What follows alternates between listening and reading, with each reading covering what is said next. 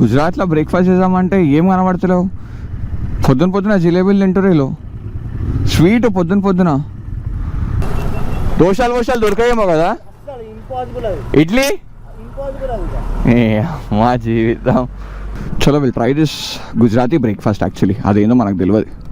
పొద్దున జిలేబీలు తింటారు, పొద్దున స్వీట్ ఏదో ఇక్కడ. So far so good.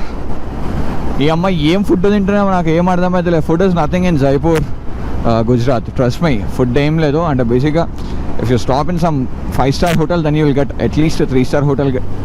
You get the food, but ఈ హైవేస్లో I couldn't find any 3-star and 5-star hotels. Just ధాబాలే దొరుకుతున్నాయి. అండ్ ధాబాలో కూడా ఇట్స్ కంప్లీట్లీ చాలా డిఫరెంట్ ఫుడ్ ఉంది.